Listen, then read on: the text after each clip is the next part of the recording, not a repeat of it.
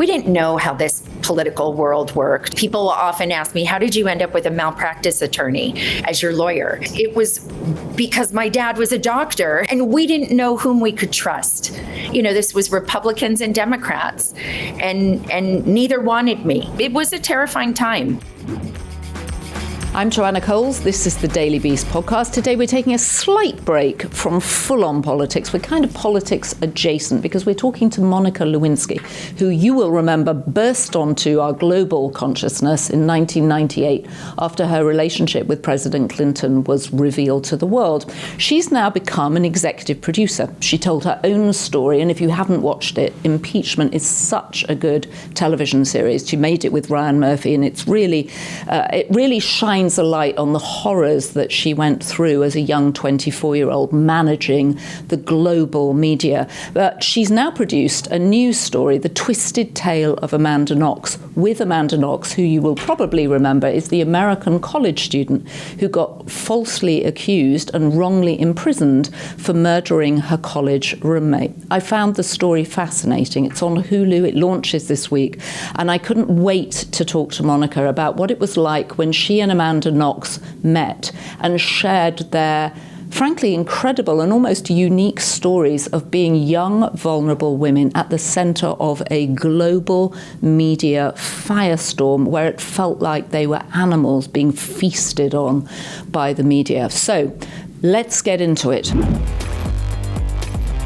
Monica Lewinsky, I feel like I just saw you. We were together last night at the screening for The Twisted Tale of Amanda Knox, and I had the enormous fun of moderating a panel with you, with Amanda, with Grace Van Patten, who plays her, with KJ Steinberg, who wrote it, and of course with Warren Littlefield, whose production company made it.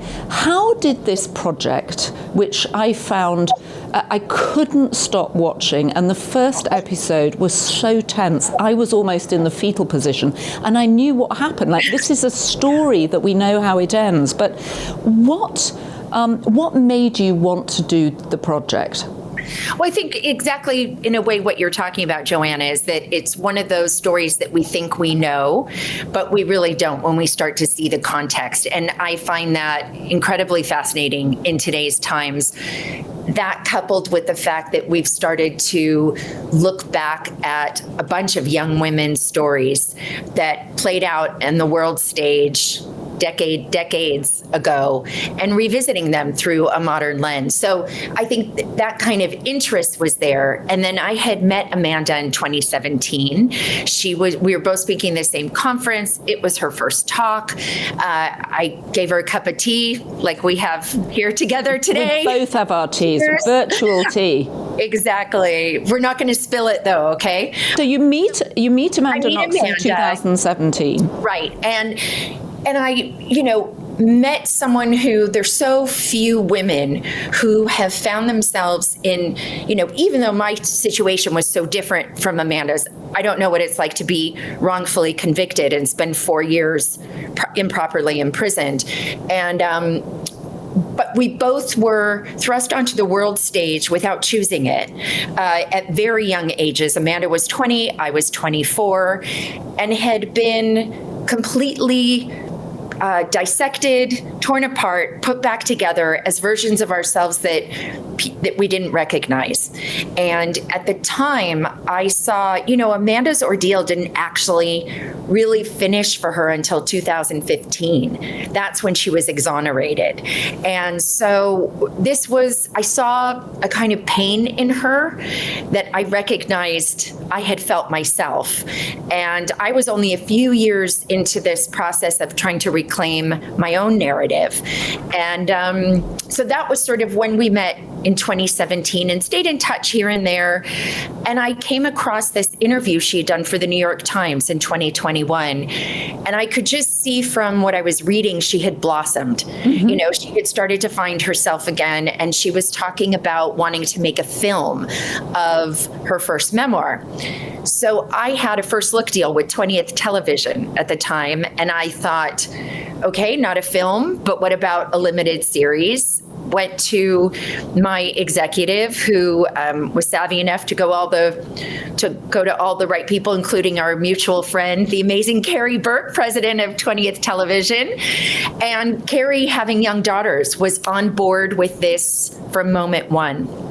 I got a very fast get going, went back to Amanda, and, within a few weeks, brought everybody to the table. Within several more months, we were then looking for a showrunner. So how did you persuade Amanda? Because one of the things she said last night was everybody had approached her to do this story, and she'd said no to everybody. What was it? And I think at one point, I remember you saying you referred to the two of you as the sisterhood of ill repute, which I thought was very funny. Take credit for Amanda. That's actually Amanda's. Was that Amanda's quote about the two of you? I thought it was a great quote. What was it about you, do you think, that made her decide, yes, I'm going to do this with Monica Lewinsky? Well, I was fresh off the heels of having done this very unique thing, which it doesn't sound unique at first, because we've seen so many projects where we're seeing something dramatized of a real person who's still living. But what we don't realize very often as an audience member is that the person, the subject of that, might be involved in very little ways, but especially if it's a controversial story, one where people could easily go, oh, this is just a hagiography, because the person was involved, they, whitewashed their whole history, whatever. There are few people who were actually involved as a producer. And thanks to Ryan Murphy, I had been a producer on American Crime Story Impeachment. So I was fresh off this experience of being both a subject and a producer at the same time. And I think that helped Amanda know that I had a sense of the terrain that she would need to traverse in this process, so that, there would be somebody who would be able to say, okay, this is the really hard part, or this might, this is the fun part. This is the, these things. I think I was really, back to how nervous I was for her to see the first draft of the pilot episode, of just this sense of what it is to see someone else's interpretation of you, of some of your deepest moments on a piece of paper, on the page, or the screen, I guess, in today's world. But but she was great with it. So I think I might have joked last night, she was a lot more flexible than I was. Talk a little bit about the process of actually bringing together Warren Littlefield, the executive producer, KJ Steinberg, the writer. We know all these projects start with an amazing vision, and you got an incredible vision, I think, with KJ Steinberg. But it all sounds so easy in hindsight. It's incredibly difficult to get people to read the research materials, to come to the table. Any good writer is always involved in one or two projects that are ongoing. How did you manage to corral everybody? It's so interesting. I'm looking at the piece of art behind you with the Handmaid's Tale, imagery, and that's a show that Warren Littlefield and the Littlefield Company produces on. And so, it was interesting. We actually had KJ before Warren, but since that's there, I think that once we had KJ, and I'll go back to how that happened, we always knew we'd need a rock star producer. I mean, I was and still am a green executive producer. So I wasn't going to be able to do this on my own. And we all knew that. And to have someone like Warren, who has this history in television of having a nose for things that people connect to, but then having had this more recent experience in production of, what sort of could feel more like Amanda's show than The Handmaid's Tale and Dope Sick. We're trying to show, trying to hide some vitamins in the entertainment of getting people to self-reflect, and also looking at some of the horrors of the world we all live in today, right? So that's in so many ways why Warren and Lisa Harrison and Ann Johnson were amazing for this. How did you persuade KJ to do this? And what was it about her and her voice that you were able to settle on? So Taylor Morgan, my executive at 20th, had given me a pilot that KJ had written for another project, and I devoured it. And there was something magical about what she had created there. It was about a real person. It was about, she had reveals in there that were both story points and psychological.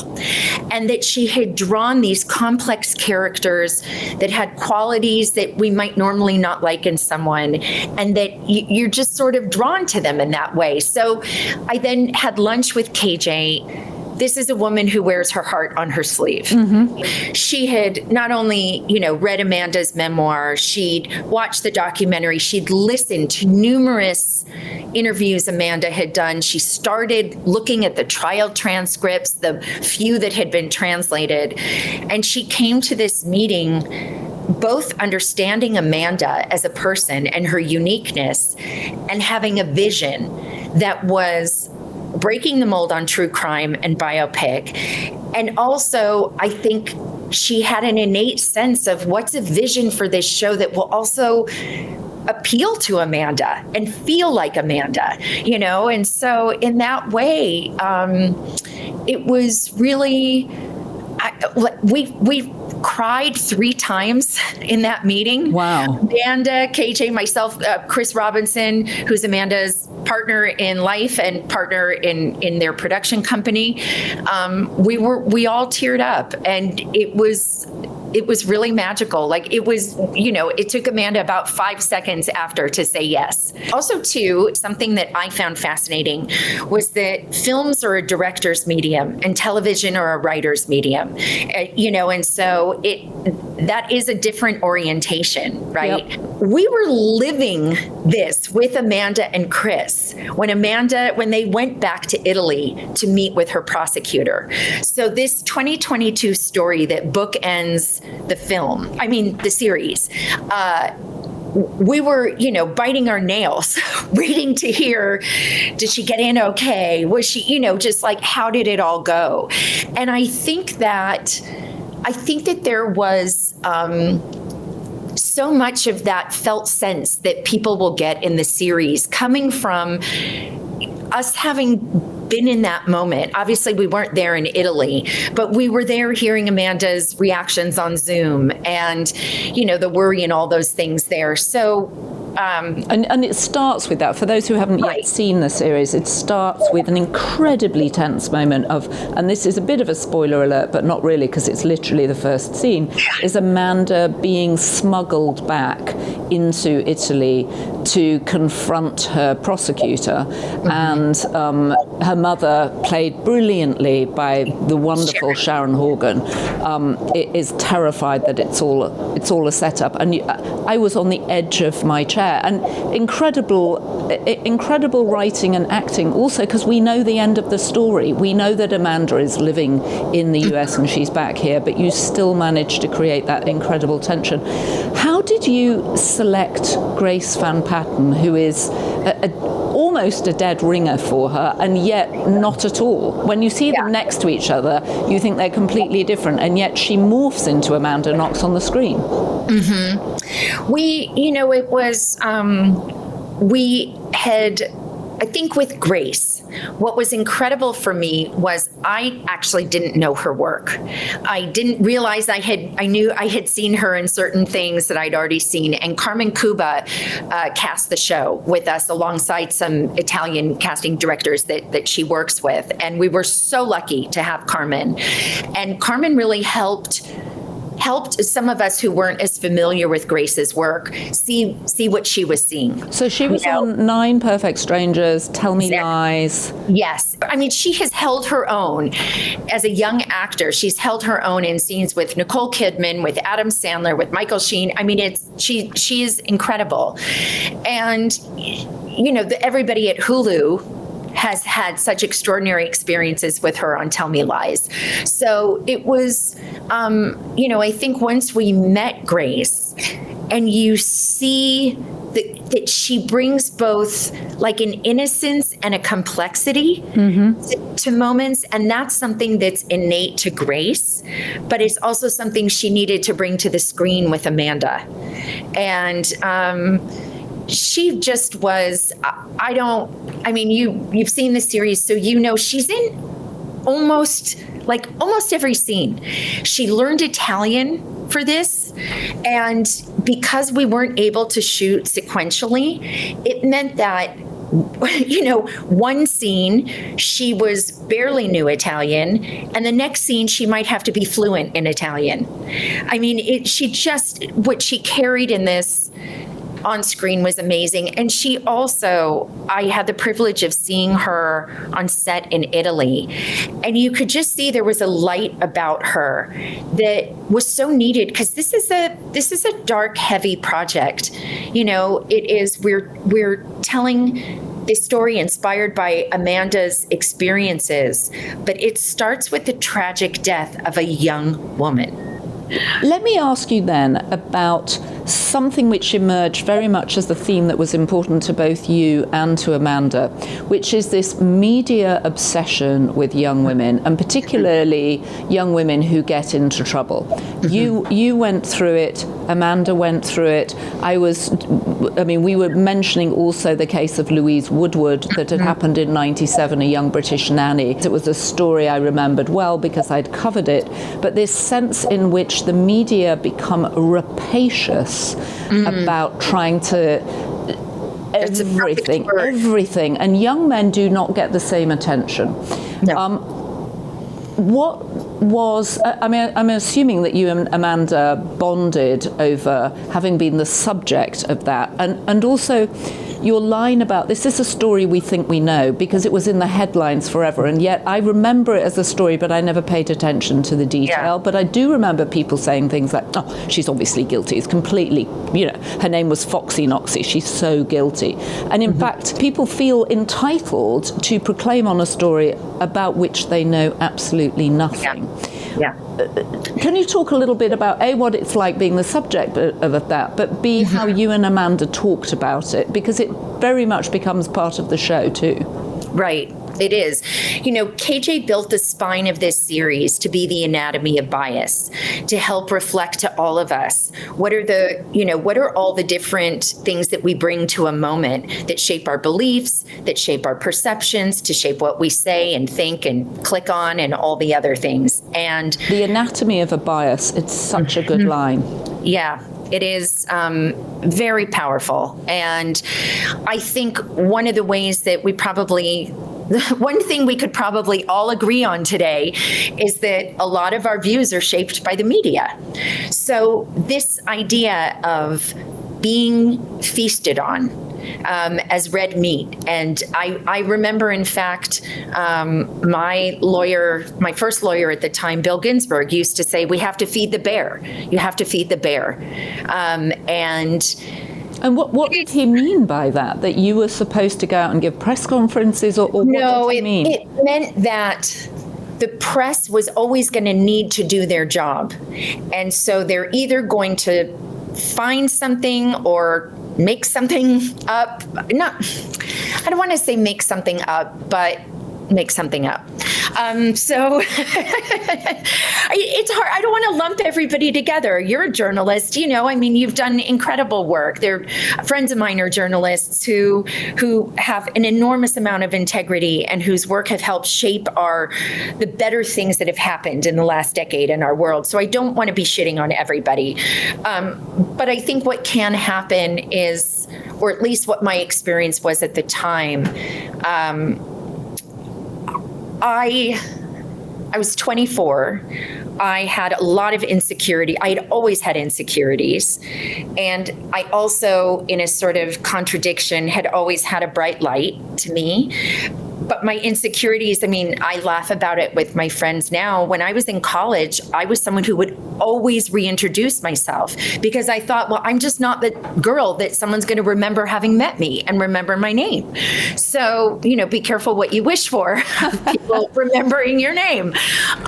So I think that to then have this magnifying glass on you, then become a sort of funhouse mirror of the worst things that you fear about yourself ever being true, or things you never even thought about yourself. If enough people start to project it and project it loudly, you start to believe it yourself. And I think for me, I have sometimes talked about this, that there were two Monica Lewinskys, that there was me, the person that I knew, my friends and family knew, and then there was the monster that had been created by the media, cherry picking certain things, that some of which might have been facts that were taken out of context, some of which, I'm going to digress for a second, but there used to be a kind of journalistic rule that you could not impugn someone's character without two on-the-record sources. And that completely had gone out the window, whether that was with this story or shortly before, I don't know. And also, I think in your story in particular, there were sides drawn, right? You were either on Monica's side or you were on the then president's side, and they had so much more power than you do, and they had existing relationships with the media that you couldn't possibly, as a girl of 24, have had. So you were up against a machine, is actually what I'm trying to say. People forget often that the court case was the United States of America versus Lewinsky. I was the target of the investigation. The grand jury was seated in that name. And I was very lucky to come from an upper middle class family. My dad's is an upstanding doctor, although he just retired. And but we had, even having been in Washington for a few years, we didn't know how this political world worked. We didn't know right away. People often ask me, how did you end up with a malpractice attorney as your lawyer? And it was because my dad was a doctor and his best friend was a malpractice attorney, and we didn't know whom we could trust in DC among the DC lawyers, because exactly as you're saying, this was the two most powerful, this was Republicans and Democrats, and neither wanted me. So it was a terrifying time. And yes, going back to this story, Amanda and I both sort of contributed our experiences with the media to KJ and to there's incredible writers on the show. There was, for people to understand with the pilot, there were 450 writer submissions to be in the writer's room. Wow. Well, when people read KJ's pilot. So, well, the texture of your experience comes out in the show, which is what makes it so interesting. And also for Amanda was pronounced guilty. Yeah. Basically, the minute the sort of prosecutor became public, in a sense. Mm-hmm. Well, I think, I hope what people will take away from the show too are recognizing these strands of bias, the American versus Italian, the young woman versus the more seasoned women in who were investigating, the language barriers, the fact that Amanda was beautiful.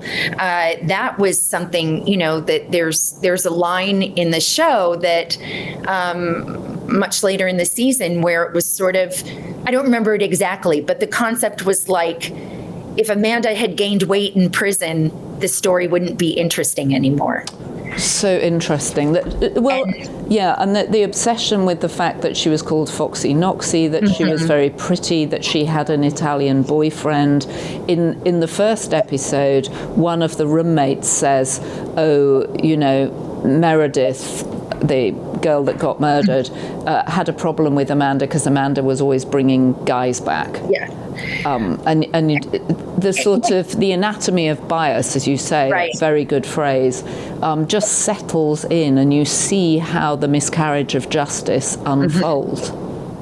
Well, I think too, I don't know what your experience was with it. When I started, came into the story, as we started working on this, I was so embarrassed and surprised to learn that we actually had known who killed Meredith from several weeks after her tragic death. I didn't know that. I didn't know his name was Rudy Gaudet.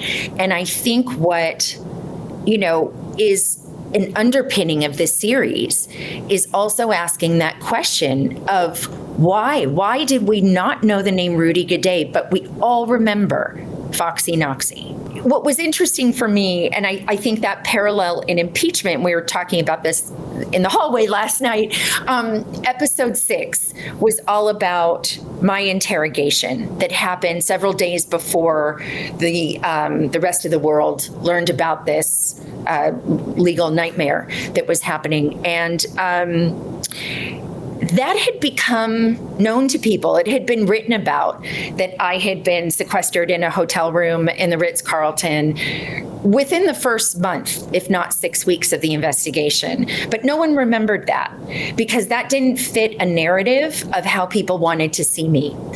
And that's always been one of the most fascinating aspects to me of these kinds of collective stories. I was so shocked when I watched Impeachment and saw that episode at what you've gone through. And you were very funny on the panel last night where we were discussing Amanda's 53-hour interrogation in a language. Over 5 days. Over 5 days in a language with which she's not fluent. And you said, well, at least when I was interrogated, it was in the Ritz-Carlton, which brought the house down.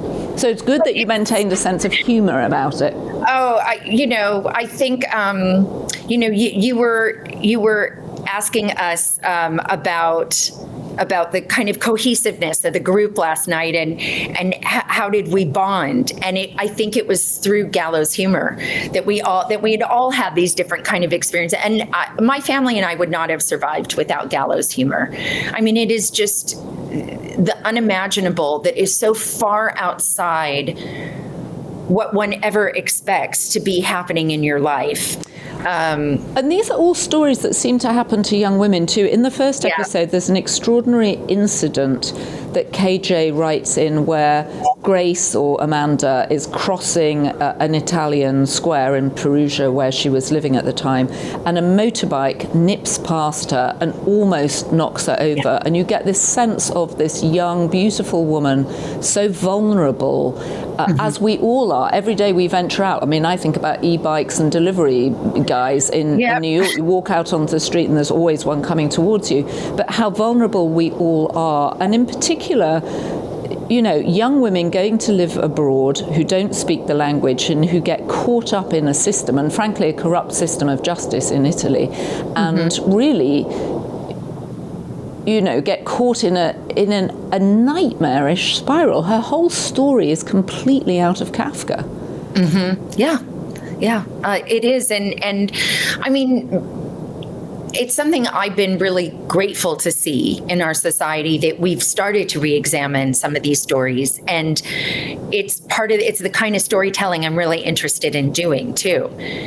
Well, do you think that will continue? Because obviously since you started making this show, we've had a change of government, and now there's much less emphasis on women's stories. There's been a move to get companies to move away from DEI and inclusion. Do you think that women's stories will continue to get commissioned and get... I hope so.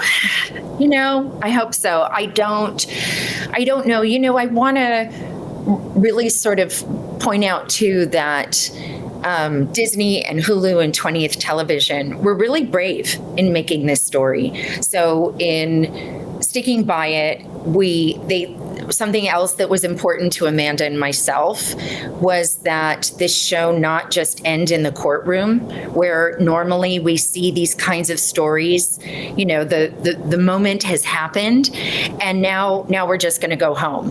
And it's and we spend a solid episode and a half, if not 2 episodes, in the aftermath of the show, and that was risky. That was really risky for them to do. But it was so important to us, and KJ understood right away, as did Warren and the other executive producers, that we all on the freeway, we all slow down when we see a car accident. But I can tell you, I never think 5 minutes later or 5 days or 5 weeks, I never go, I wonder if that person's okay. I wonder what happened to them. And really helping people try to understand that for the subject of these things, the headlines might move on, but their life is still in tatters. Well, your life continues, and you've turned your own experiences into telling your own story in impeachment, and now telling Amanda Knox's In the Twisted Tale for Hulu. I urge everybody to watch it. Anybody that remembers Foxy Knoxy, this will completely change your view, I think, of the narrative. Many congratulations. What comes next for you, Monica? I launched a podcast earlier this year, and I thought it would sort of be a little side gig, and it's a full-time job, as you probably know. It's a full-time job. It is. So I love doing it, even though it's a lot more work than I imagined, and I'm really excited to. I'm excited to just kind of dive into that for a bit, to just solely focus on that. Maybe have one full-time job instead of two, and go from there. But I'm very interested to see what comes to me, whether that's from other people or kind of through the universe into an idea. It's a pretty. I feel very grateful that I had my friends and family that helped me survive, all the Eastern and Western helpers that have helped me survive. And it is to sort of feel like I'm able to use this pain that I went through to somehow help other people feel less alone, even though they clearly didn't go through the same thing. It's an extraordinary privilege. And so I feel very grateful. Well, you've used what you call a privilege wisely. This is an extraordinary series, and I look forward to seeing more things executive produced by Monica Lewinsky. Thank you very much for joining us. Thank you, Joanna. I'll see you soon. Safe travels. Thank you, and safe travels to you. I'm sure Monica Lewinsky and Amanda Knox will be the best of friends now, not only having made this show together, but also bonding over their shared experience of what it's like being at the centre of a global media firestorm. Anyway, you can watch The Twisted Tale of Amanda Knox. It's on Hulu. It's released this week. You can make your own mind up. Leave us a comment. Tell us what you think. I loved it. And tell us what you think of the podcast too, and other guests that we've had. We had John Bolton. Many of you were vocal about what you thought of him. A lot of you didn't like his former policies. You thought he was a warmonger, but you also thought that on Donald Trump, he was incredibly accurate. So we appreciated those comments. Please subscribe to the Daily Beast podcast, wherever you get your podcasts, and also our new spin-off podcast with Michael Wolff, Inside Trump's Head. If you watch on YouTube, you're fine, just keep watching us, and we drop that podcast, Inside Trump's Head, on Tuesdays and Thursdays in the evening. If you listen on Apple or Spotify or anywhere else, sign up for it separately, Inside Trump's Head, where Michael and I go deep into the cavern of Donald Trump's brain. Anyway, thank you to our production team, Devon Rogerino, Anna von Urson and Jessie Millward. And don't forget, as our First Lady, wherever she may be these days, as our First Lady reminds us every day, do your duty and be beast.